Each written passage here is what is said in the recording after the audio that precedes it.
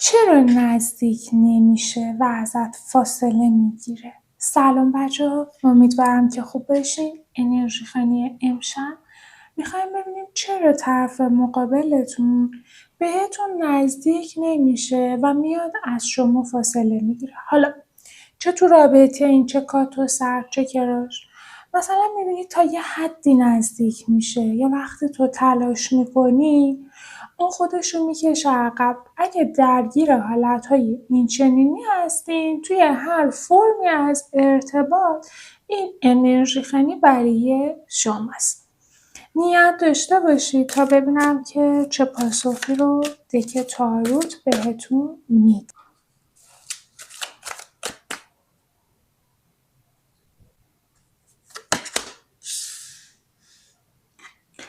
خب ببینید بچه‌ها، اولین داستانی که من دارم میبینم خودش 2 تا داستان در دل خودش داره.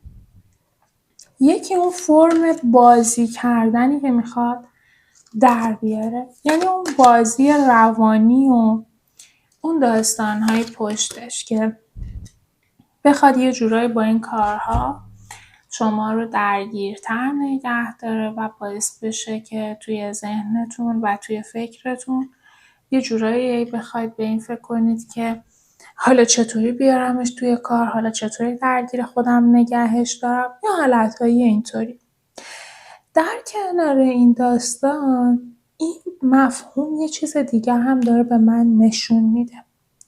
یکی که این هدفشه، یکی داره شخصیتش رو نشون میده. شخصیتش شخصیت بچگانه و بازیگر در طول عشق و رابطه است. یعنی آدمیه که کلا دنبال یک سری هیجانات بچگانه، یک سری درگیری به وجود آوردن‌های مصنوعی که خودش خوشش میاد و لذت میبره و حالتهای این چنینیه. به خاطر این و از اون ورم به خاطر اینکه میخواد بازی روانی کنه، ترکیب این دوتا باعث یک همچین حالتی میشه.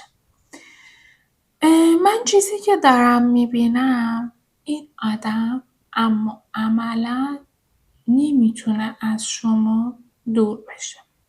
ببینید در ظاهر دور شدنه داره اتفاق میفته، اصلا کامل داره به مفهومش اشاره میکنه، اما گیر افتادن در یک حالت انرژیکی هم وجود داره. یعنی انگار میاد از تو و انرژی های تو، علاقه تو دور بشه، بدتر محصور میشه و گیر میافته بچه ها توی این حالت انرژیکی. حالا چرا بهتون میگم گیر میافته؟ به خاطر کارت بعدی.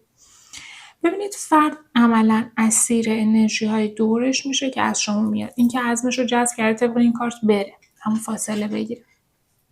بعد تازه وقتی که میاد بره بیشتر درگیر میشه و شروع میکنه به دفاع کردن. خب ببینید بچه ها، یک نکته‌ای که شما همینجوری تا حدودی جواب سوال میگیرید همین داستانه. یعنی این فرد چرا داره فاصله میگیره؟ واقعا میخواد فاصله بگیره، این بحث اوله، اما موفق نمیشه. این زمانی که میخواد فاصله بگیره عشق تو رو بیشتر لمس میکنه.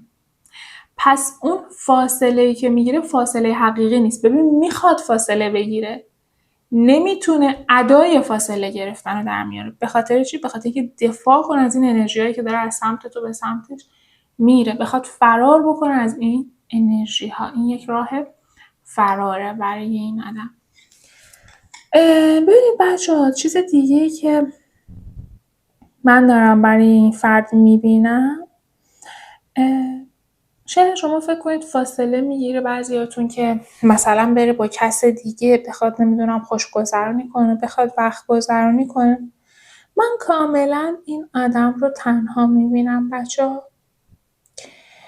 و نه تنها تنهاست، بلکه نکته‌ای که در رابطه باهاش وجود داره اینه که در دل این تنهاییش و این فاصله‌ای که به عمد ایجاد میکنه و خودش رو تنها میکنه، رسیدن به یک خودشناسی هست بچه‌ها.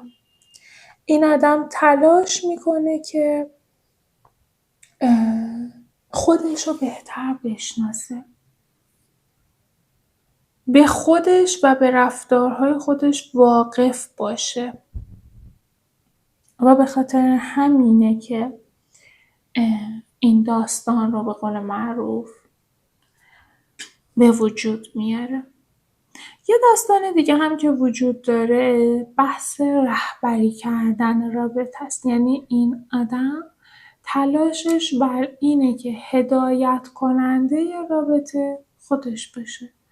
اون باشه که تعیین بکنه کی به هم نزدیک بشین، کی از هم دور بشین، چقدر نزدیک بشین، چقدر دور بشین. پس یکی شد بحث رهبری کردن تو اینجا، یکی نیاز به تنهاییش و تنها هم هست، فکر نکنید جایی میره و خبریه.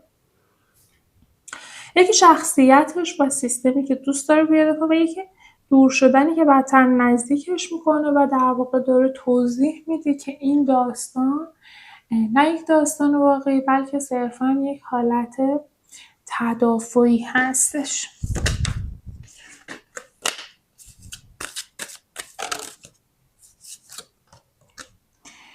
ببینید بچه‌ها، این آدم دلیل اینکه میبینید نمیتونه واضح و مشخص رفتار بکنه اینه که در ذهن خودش هم هیچ موقعیت واضح و مشخصی وجود نداره. به شکلی که بخوام براتون بگم، زمانی که این فرد میخواد استراحت کنه، تایم استراحتش توی طول روز شب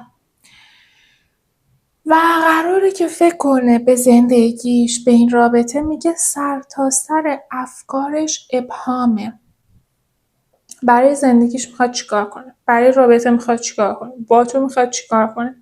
یعنی شما هر چیزی رو اگر بتونید بهتون خلوتش، تو اون تایم استراحتش بخواید ببینید، هر چیزی رو که نگاه کنید میبینید که این آدم سراسر ذهنش پر از ابهام و گیر و گره هستش و حتی خودش هم نمیدونه که میخواد چی کار بکنه. یعنی دلیل یک سری از رفتارهاش هم پشت اون ندونم کاریهاش هست. اینجا دوباره داره از همون بی‌ثباتی و چرخه میگه، یعنی آدم بی‌ثباتی هم هست. حالا ببینید، همیشه میگم دیگه، برای کیس شما میتونه یکیش باشه، میتونه دوتاش باشه، میتونه 5 تاش باشه. بالاخره ما یک تعداد مشخص و تعیین شده کارتا رو میکشیم. شما ببینید کدوم‌ها رو بیشتر در کیستون میبینید بر اساس رفتارهاش همون رو تطبیق بدید. دلیل برای شما احتمالاً همونه. ببینید میگه به صورت سیکل رفتار میکنه. این دوره‌ایه، یه دوره خوبه، یه دوره بده. این کلا سیستم رفتاریش، تاس‌ها رو ببینید سیستم بی‌ثباتیه. اون پر رو ببینید سیستمی نیستش که شما خیلی بتونید مثلا بگید امروز اینطوری رفتار کرده، خب روی رفتار فرداش هم میشه این حساب رو باز کرد. نه بچه‌ها، این آدم این ویژگی رو نداره. ببینید دلیل دیگه‌ش اینه که خیلی دوست داره ساکت قدم برداره و کسی کاری با کارش نداشته باشه. یعنی چی؟ یعنی بچه‌ها این آدم در ذهنش و در فکرش اینه که آقا جان، من مثلا دوست دارم هر وقت که دلم میخواد فاصله بگیرم. دوست ندارم وقتی که دارم فاصله میگیرم به کسی توضیحی بدم. متوجه یک حالتهای این چنینی داره. به خاطر همین نزدیک شدن رو برابر با این میدونه که اون حالت سکون و سکوت ازش گرفته بشه. خب دیگه نزدیک شدن یعنی یک جور تعهد، یک جور درگیری و میگه آقا به واسطه این تعهد و درگیری من باید بابت هر قدمی توضیح بدم. این آدمی که دوست نداره بابت کارهاش توضیح بده. یعنی وقتی کسی میگه من میخوام رهبر باشم، یعنی از این که کسی دیگه بخواد اونو هدایت کنه، سیمجین کنه و زیر سوال ببره، فراری هستش. بعد احساس میکنه که با این کار میتونه با شفافیت بیشتری احساسات شما رو ببینه. متوجه شدین؟ یعنی میگه وقتی من جلوی نزدیک شدن رو میگیرم، حتی دور میستم، باعث چی میشه؟ باعث میشه که خیلی شفاف و واضح مثل یک منبع نور به داستان بتابم و ببینم اوضاع چطوریه. یعنی چطوری؟ ببینید زمانی که این داره فاصله میگیره و شما هم نزدیک میشید اجازه نمیده، خب تلاش شما رو مثلا میبینه دیگه. میدونید چی میگم؟ اینو خودش یه چیزی میگه من الان شدم عامل شفافیت، میتونم تعیین بکنم که چقدر تلاشش مثلا نشون دهنده دوست داشتن هست یا نه. یک چیز این مدلی، یه فکر این مدلی. پس فکر میکنه این سیستم رفتاری باعث شفافیت و وضوح بیشتر برای خودش، برای فهم خودش از رابطه خواهد شد. آیا خب قصد داره که این داستان ادامه دار باشه؟ بچه فعلا آره، چون اصلا ببینید گذاشته بر عهده یک چوب جادویی که بخواد این جریان رو تغییر بده. یعنی فعلا سیستمش اینطوری یه معجزه میاد همه چیز رو عوض کنه. یه روز از خواب بیدار میشیم همه چیز عوض شده. ببینید دلایل پشتش رو هم ببینید.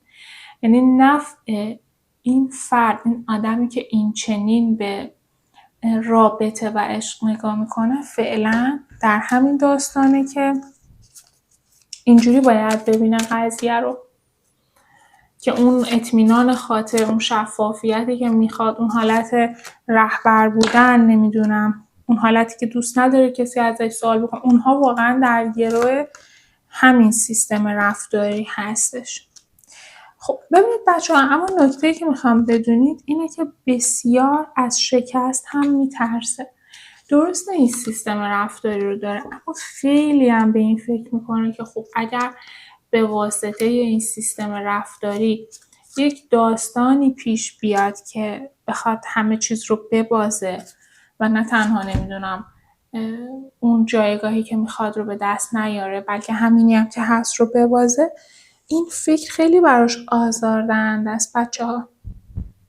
یعنی فکر نکنید با اطمینان خاطر داره این کار رو میکنه، چون من تصور سقوط و از بین رفتن شرایط رو کاملا توی ذهنش میبینم که ترسیم میکنه.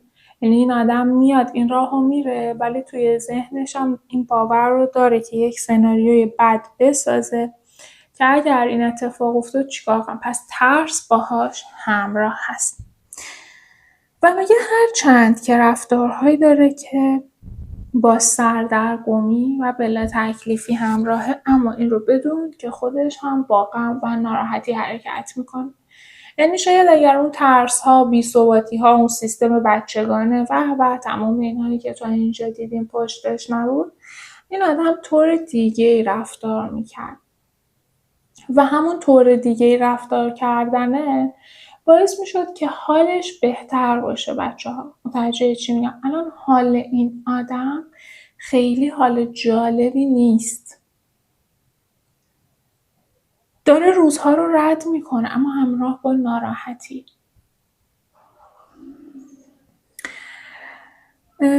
این از این. بچه‌ها یه داستانی که میخوام این وسط بدونید، خب گفتم این آدمی که احساس ترسی داره که بالاخره هیچ وقت نکنه قضیه رو ببازه و اینها. ببینید بچه‌ها، این آدم خودش رو در عشق شما پیروز میدونه. یعنی چی؟ یعنی اونقدر رو اونطوری که باید دل شما رو به دست بیاره در نگاه خودش به دست آورده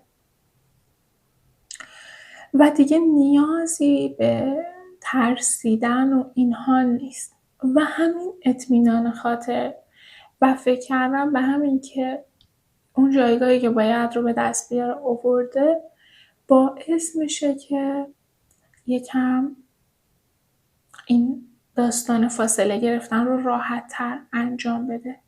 دلیلش اصلا بی‌علاقگی نیست. من با توجه به کارت آخر به شما میگم، اتفاقا به من داره میگه که یک چیزی که این وسط بسیار بسیار باثبات هست و اصلا دستخوش تغییر نشده، احساساتی هستش که نسبت به تو داره. همینجا هم شما انرژی احساسی محصورش میکنید، گیرش میندازید. اینجا هم شما بارش احساسی رو دارید میبینید.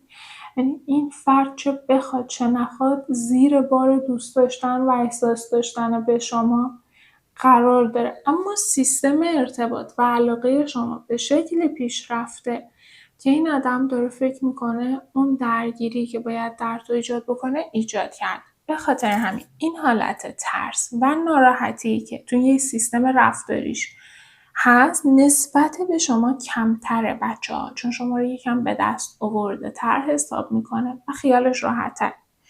ببینید میگه انگار یک احساس پیروزی داره که اون قلب و حالا درگیری احساسی که میخواد درباره تو به وجود بیاره در تو به وجود بیاره به وجود آورده.